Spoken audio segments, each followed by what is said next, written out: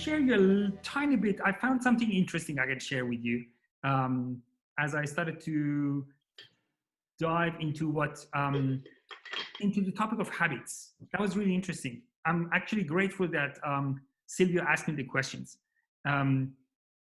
First, the question was like a little bit provocative to me as he started to say the new normal, where I thought, after the doors open and we go out and we go back to our daily life, is it the correct term to actually call it new normal? What is the new normal? Like we had our old oh yeah, that's the man with like 2 meters long. Like this is the longest man I know. Yes. Hi, nice to meet you. I thought, so why new normal? Because if it's new, how can it has already become normal? So it's new. We need to get used to it before we call it normality. Then on the other hand, it's almost like back to where we were. So we were in a open modus. We then got quarantined, and now we reopen and go back to that gradually or whatever. And then I said, okay, if the word new normal is used, maybe it's the indication or the hope or imagination that, oh, because we have now experienced something totally different, this would affect us now. We cannot ignore it anymore, and we will take bits and bites of it into how we do it tomorrow. And that's why we are calling it new normal. This is how I started to actually break this word apart and ask myself why people are expecting or speculating or asking themselves that tomorrow will be different. Yeah, there are a lot of trend reports about the new normal. So it's something that a lot of people is wondering about. Exactly. So, and I think this is partially, like kind of like everything else. People very quickly take words and phrases and create some sort of buzzword out of it. And once one person uses it, the majority jumps on it and play with it the different ways you like. On the other hand, when you let them happen a little bit and then you start reading about it, you realize everything they say is obvious. So people, the first ones recognize an obvious terms and conditions, speak it out, people start chewing on it and digesting it, and then they conclude the obvious to everyone, so to speak. So, but what I find interesting is this. Yes, some people, for example, would hope that these times of crisis made us become more aware, more purpose-driven, more value-driven, more awakened, and so more human. And they ask or hope themselves that a little bit of this human nature, this beautiful, attributes would color the future, the normal future, so that we behave differently and we act differently, we are more helpful towards one another, we are more we have more compassion, we are more empathetic, and so on and so forth. Some others would probably say, I got tired of these 8 weeks and the only thing I'm waiting for is go back to normal. I want the doors open so I can go and party again. I want the doors open to go and sit in my office again. Some would look at what's happening now and where they have created some love for it. For example, just Patricia and I just said how beautiful we can arrange ourselves in our 4 walls, and we miss a couple of things, but we love many other things, and we haven't done that probably this way in the past. We didn't give ourselves this much time, and now that we experienced it, there are 2 questions. A, am I going to take this experience after we go back to this quote unquote normality and apply it to that? This is the one perspective. Or B, do I go and say, in fact, okay, this experience was made for now. And when the now is over, I drop it. I'm going to drop it because I think it was worth for what it was now. It belonged to now. If I was meeting my friends every evening online in a Zoom and take a glass of wine and say like cheers to them virtually and be happy enough about it,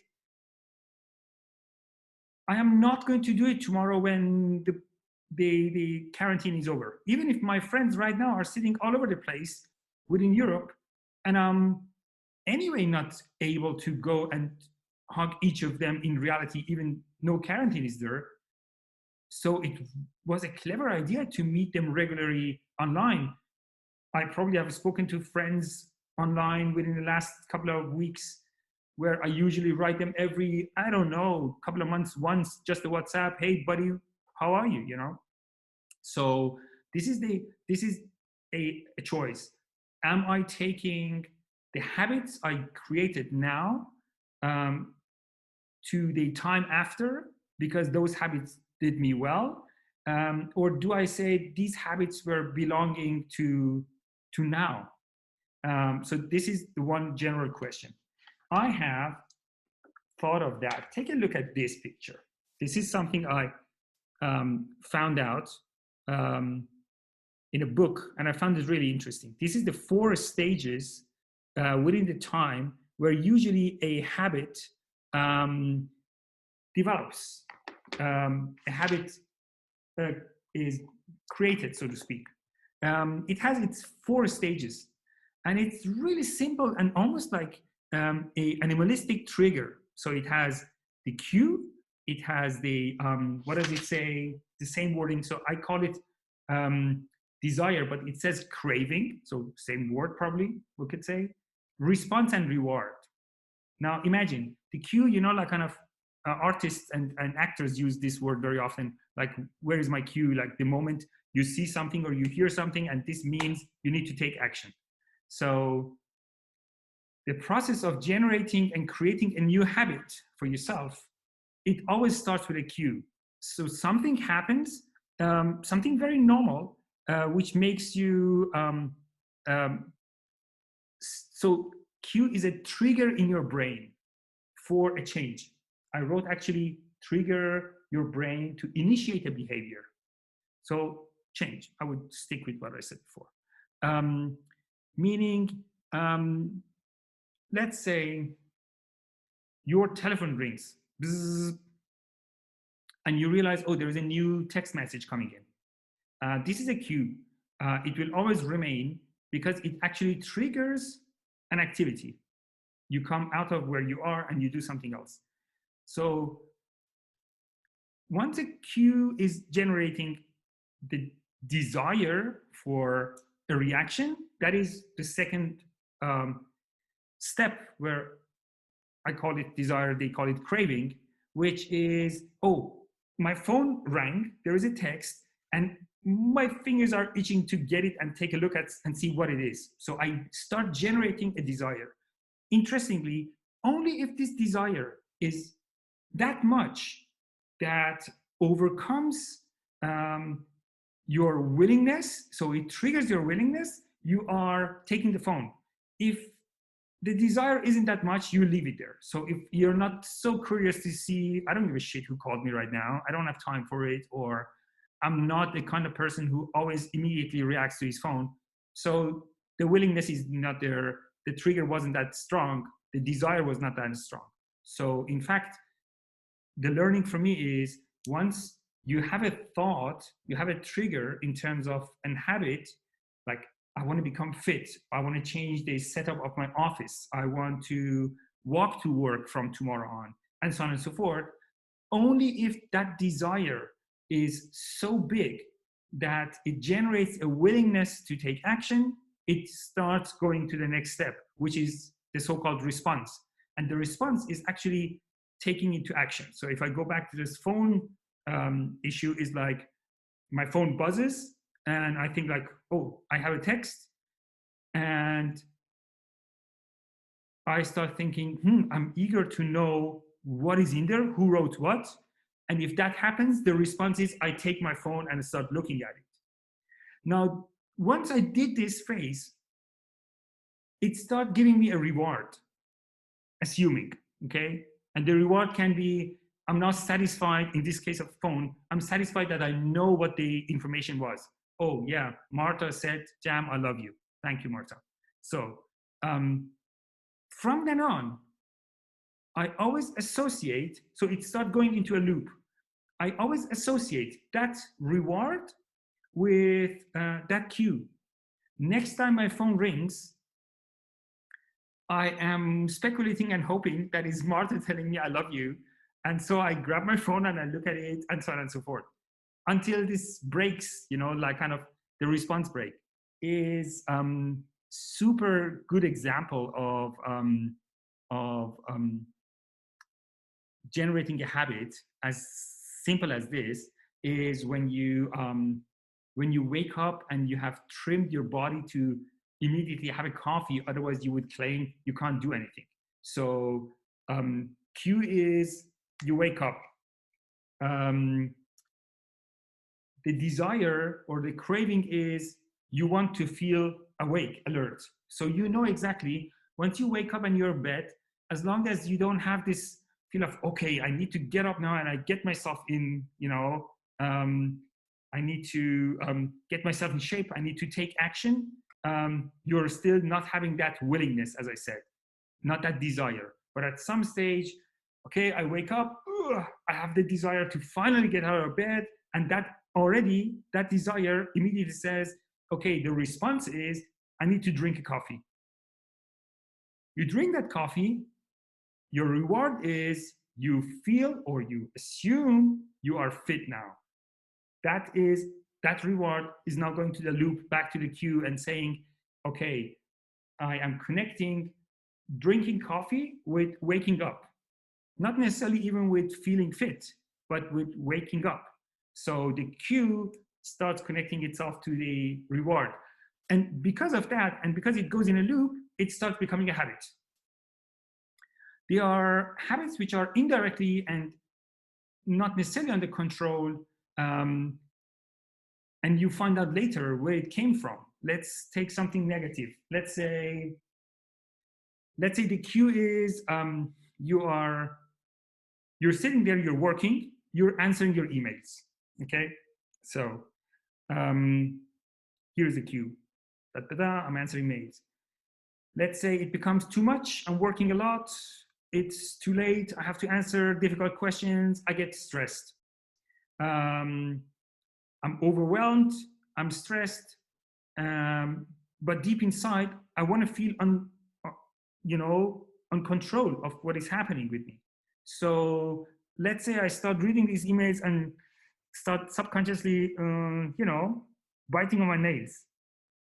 Now, the cue was I'm working, I'm answering my emails. The response was it's making me become stressed. I'm overworked. I'm overwhelmed with work. And as a result of an action, I started to bite on my nails. This is now starting to connect to my work, meaning as a reward, as a negative reward in this case, I'm actually connecting, biting my nails, I'm associating it with answering my emails. So at some later stage, even though I'm like kind of totally on a normal pattern and I'm just answering mails, I'm sitting there reading mails and I start taking my fingers into my mouth and start biting on it because my brain has started to connect. Answering emails means biting your nails. So that is how habit is created. These 4 stages throughout the time.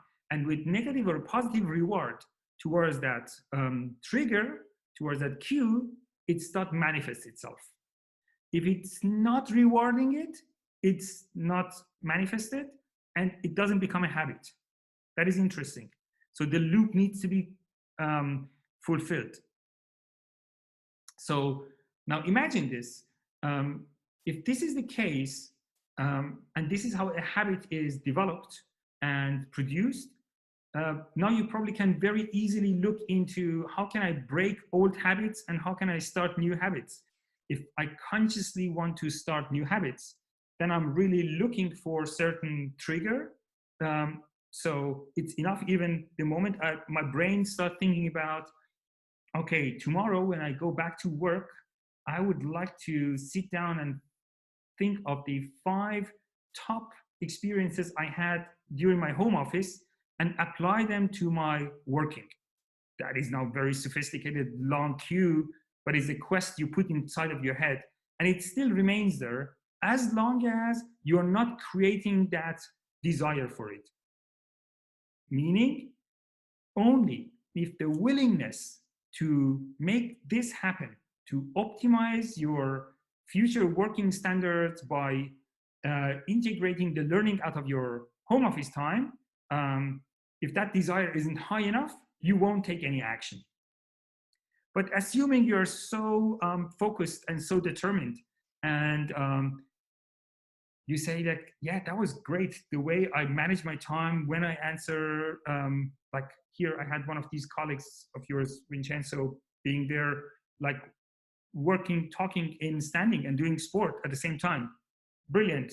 I've never done that back in any office, but I caught myself always when I start brainstorming or be creative in terms of ideation, I can't stand. Even in front of clients, I have to excuse myself and say, do you mind if I stand up? Because I need to walk just like an animal in a cage. My brain is demanding me to create some motion so it can work.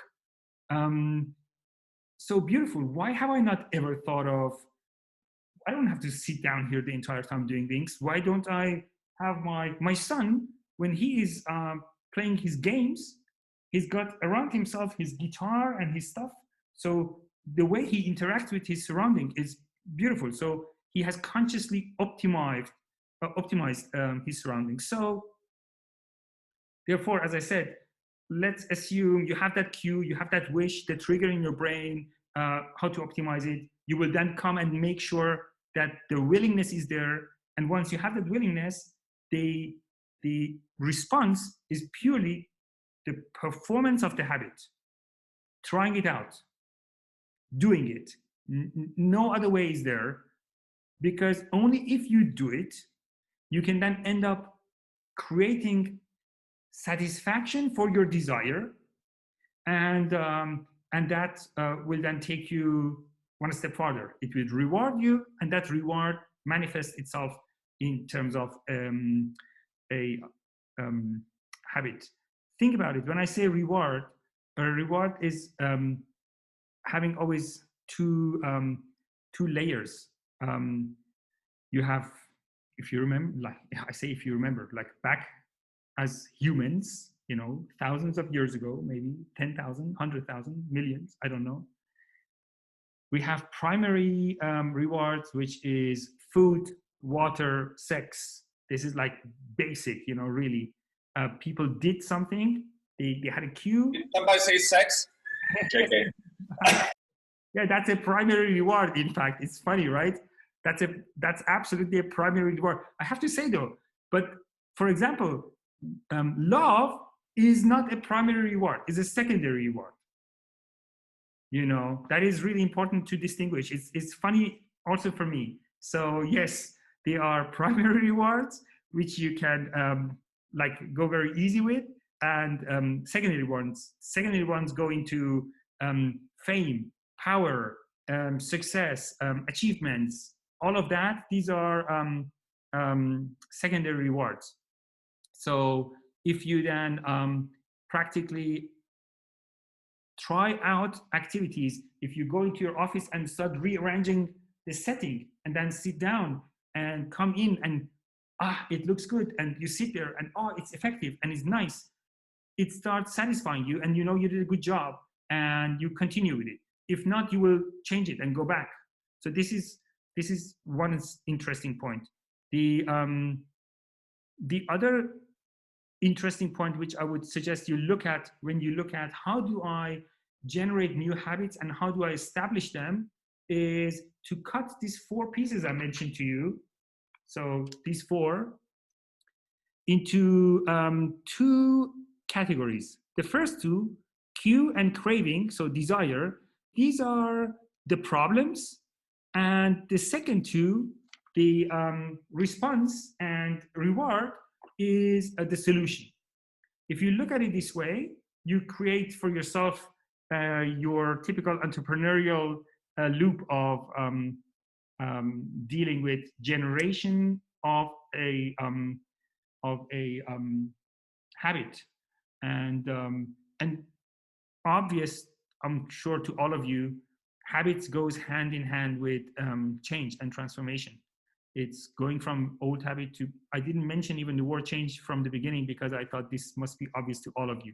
So everything you know in terms of the typical resistance and behavior towards a change, or the fact that the change is inevitable, this all applies to habits. The little difference or the interesting part is when we look at habits, not from the change perspective, we are cutting it down into, we are breaking it down into little pieces of interaction and set of behavior of us. Because if you want to say so, you can say our entire life is a collection of all habits. So we have a long list of habits which makes us do and think everything what is happening with us. And therefore, it suddenly doesn't feel like I have to massively transform myself. You can pick, and when you talk to some experts who you want to, let's say, oh, next year I want to do more sport, I want to quit smoking, and I want to write more and play the guitar. And then someone who is wise enough says, like, come on, leave it, pick one, do one first. So when you look at changing habits, you take it once at a time. Whereas if you start changing, you usually have a complex environment with many different components and dependencies, which you try to trigger and move. And that feels more difficult, complex, you're more resistant, and so on and so forth. But if I look at the entire change landscape as a long list of very small individual habits, and then start taking them, that story of eat the elephant spoon by spoon type of thing, then you take it very slow and step by step, and then it works because you create lots of small rewards for lots of different habits, and you implement the new ones. You tailor make your life, you customize your life, you optimize your life based on that. So I hope you enjoyed it. It's half. As usual, I love you all. I enjoy being with you guys.